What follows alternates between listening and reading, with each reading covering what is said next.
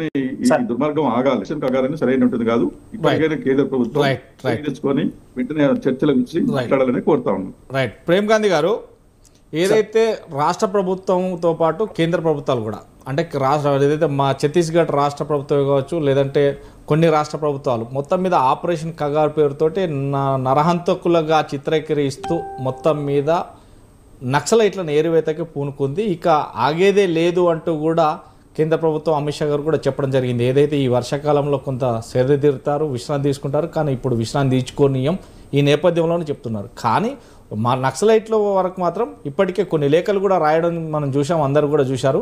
ఈ నేపథ్యంలో మేము లొంగిపోవడానికే కాదు, చర్చలకు పిలవండి, చర్చలకు పిలిస్తే సానుకూలంగా మేము గన్నులు వదిలిపెట్టి వస్తాం, ఆయుధాలు వదిలిపెట్టే వస్తాం, చర్చలకు పిలవండి అంటే ససైమీరా అంటున్నారు. ఇక దీని మీద కొంత కూడా ఏదైతే విమర్శలు వస్తున్నాయి, ఏదైతే ఈ చర్చల ద్వారా పిలవకుండా ఈ ఆపరేషన్ కొనసాగించడం మాత్రం ఆదివాసీల భూములను కార్పొరేట్లకు అప్పగించే ఉద్దేశంతో జరుగుతుంది ఇదంతా కూడా అనేది ఆరోపణలు వస్తున్నాయి. ఈ ఆరోపణలు కేంద్ర ప్రభుత్వం ఎలా కొట్టేస్తుంది, అసలు ఏం మాట్లాడుతుంది? ముందుగా స్వతంత్ర టీవీ ప్రేక్షకులకు, అలాగే మా శేషు గారికి, నరసన్న గారికి, వివిధ పార్టీ నుంచి నాయకులందరికీ నమస్కారం. అయితే ఇక్కడ మనం కొన్ని వాస్తవాలు గమనించాల్సినటువంటి అవసరం ఉంది సార్. ఇలా ఏదో మాట్లాడడము సందర్భం వచ్చిందిగా చెప్తా ఉన్నాం, కానీ ముందటికి ఒక 20-30 సంవత్సరాలకు ఇప్పుడు ఉన్నటువంటి పరిస్థితుల్ని మనం బ్యారేజ్ చేసుకుంటూ వస్తే అప్పుడు ఉన్నటువంటి పరిస్థితులు వేరు, ఇప్పుడు ఉన్నటువంటి పరిస్థితులు. ఇలా గ్రామీణ ప్రాంతాల్లో కూడా అభివృద్ధి వచ్చింది. మారుమూల ప్రాంతానికి కూడా రోడ్డు రవాణా సౌకర్యం వచ్చింది, అక్కడ మౌలిక వసతులు వచ్చినాయి, కొన్ని చోట్ల పాఠశాలలు వచ్చినాయి, కొన్ని చోట్ల అభివృద్ధి అనేటువంటి అంశము ఇలా దేశంలో మారుమూల ప్రాంతానికి కూడా ప్రతి ప్రాంతానికి కూడా విస్తరిస్తూ ఉంది. ఒకవేళ మన తెలుగు 2 రాష్ట్రాలకు చూసుకున్నా ముందటితో గత 20 సంవత్సరాలతో ఇప్పటితో పోల్చుకుంటే చాలా మార్పు వచ్చింది. ఇది మేము ఒకటే చెప్తా ఉన్నాం. అయితే చాలా సందర్భాలు మాట్లాడుతూ ఉన్నారు. నరసన్న అయితే మాట్లాడి అది నరహంతక ప్రభుత్వం అని అంటున్నారు. నరహంతక ప్రభుత్వం కాదు, మేము ఒకటే చెప్తా ఉన్నాము, లొంగిపోమంటాం. లొంగిపోవడం వల్ల అయితే లొంగిపోతే ఏంది, మేము చర్చలు పెడతాము, లొంగిపోవడం కాదు, చర్చలకు రావచ్చు కదా, చర్చలు పెట్టవచ్చు కదా అంటే ఒక విషయం వాస్తవాలు క్లియర్ గా మనం అబ్జర్వ్ చేయాలి. 20 సంవత్సరాల క్రితం నాకన్నా వయసులో పెద్దవాళ్ళు ఉన్నారు, లేదా ఇంకా ముందున్న వాళ్ళు ఎవరైనా చాలా మందికి కూడా తెలుసు. ఆ రోజుల్లో ఉన్నటువంటి పరిస్థితులు, ఆ రోజుల్లో ఉన్నటువంటి భూస్వాములే కానీ, వ్యాపారులే కానీ, బలంగా ఉన్నటువంటి వ్యక్తుల్ని, ఆ రోజు సామాన్య ప్రజల్నే, అప్పుడేం ప్రభుత్వం కాదు, సామాన్య ప్రజల్నే భయభ్రాంతులకు చేసి వాళ్ళ ఆస్తులు గుంజుకొని వాళ్ళని ఇచ్చేస్తే వలసలు వచ్చినటువంటి దాఖలాలు ఎన్నో చూసినాం మనం. ఇక్కడ ఏమంటున్నాము, ఒకటే విషయం చెప్తా ఉన్నాము, అభివృద్ధి పక్షాన రావాల్సినటువంటి అవసరం ఉంది. ఇలా దేశం మొత్తం ముందున్నది.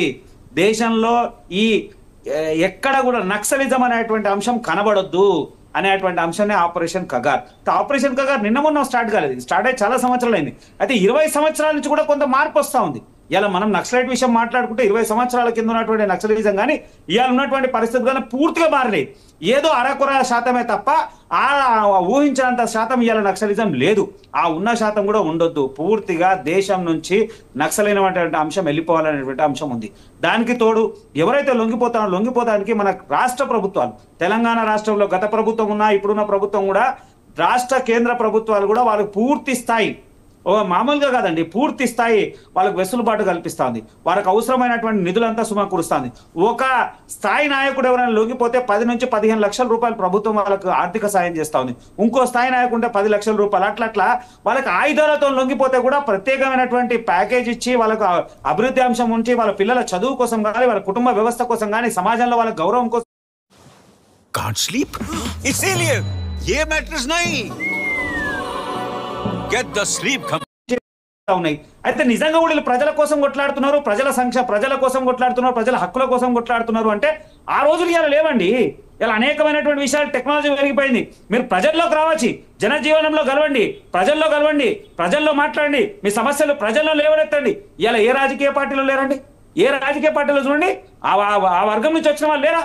నక్సలైట్ భావజాలం ఉన్నటువంటి వ్యక్తులు పార్టీలలో లేరా? ఇలా ఉన్నారు కదా, మంత్రులు కూడా ఉన్నారు కదా, ఎమ్మెల్యేలు కూడా ఉన్నారు కదా, అత్యున్నత స్థానంలో కూడా ఉన్నారు కదా. మీరు ప్రజా సమస్యల కోసం యుద్ధం చేయాలనుకున్నప్పుడు గన్నును వదిలేయండి, రండి ముందరికి, ప్రజల పక్షాన్ని నిలబడండి, ప్రజల పక్షాన మాట్లాడండి. లొంగిపోతే తప్పేందండి? చర్చలు విఫలం. గతంలో వైఎస్ రాజశేఖర రెడ్డి గారు ఉన్నప్పుడు చర్చలు ఏం జరిగింది? వచ్చినామా, మాట్లాడినామా, వెళ్ళిపోయినామా? అది కాదు కదా. పూర్తి స్థాయి ఎక్కడైనా జరిగిందా? జరగలే కదా. ఒకటే చెప్తా ఉన్నది, గతంతో పోలిస్తే ఇవాళ నిజంగా చదువుకున్న వాళ్ళు, మేధావులు, దేశం బాగుపడాలి, రాష్ట్రం బాగుపడాలి అనేటువంటి వ్యక్తులు అందరూ కూడా ఆలోచిస్తున్నారు ఈ విషయం మీద. లేకపోతే ఇలా ఈ స్థాయి ఉండదండి. ఎంత భయంకరమైనటువంటి వ్యతిరేకత ఉంటుండే.